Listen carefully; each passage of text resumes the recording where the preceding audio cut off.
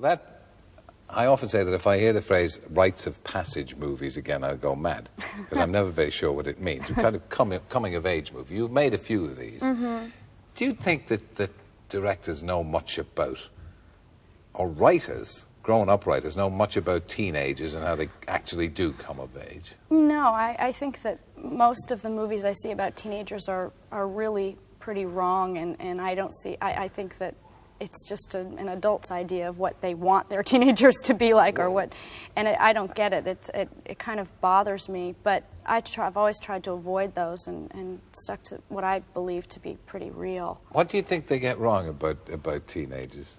Well, you know, they just tend to really stereotype them. You know, they like to put labels on teenagers, like this one's you know, takes drugs and is a stoner or whatever they call him that week, and then the other one's a jock, and they just love to label kids when they don't treat them with enough respect. You think you're either a good teenager or a bad teenager? Exactly, that's what I was trying to say. Yeah, and you said it much better than I did.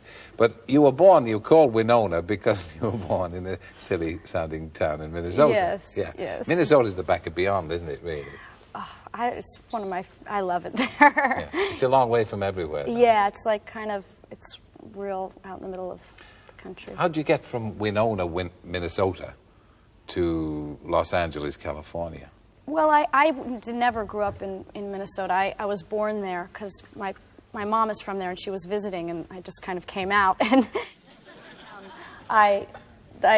we moved to San Francisco, and that's where I grew up. So I grew up in California. Were your mother and father unconventional parents, do you think?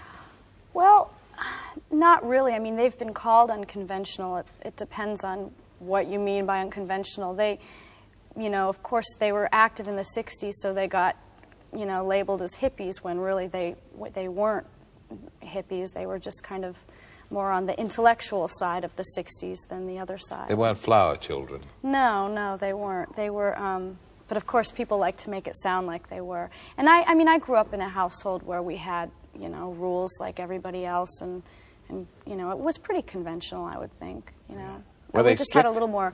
They were strict, but they were also, they encouraged us to come to them with any sort of problem that we might have that most kids aren't able to go to their parents with. Like if we had a question about, you know, drugs or anything like that, we could go to them and they would talk to us about them and take the mystery away so we wouldn't go out and get it on the street. So they really encouraged a lot of, like, there was a lot of communication in our family, you know, which was really, really nice because we weren't repressed, you know, we didn't have to go find out for ourselves what it was all about. Is it tough for somebody like you, working in the film business, a young lady like you, to avoid drugs, to avoid drink? I'm just not interested in it. I mean, I can see how some people might turn to it, but it just doesn't. I'm too little. It affects me too much. I get too hungover if I do anything. So, it's not my thing.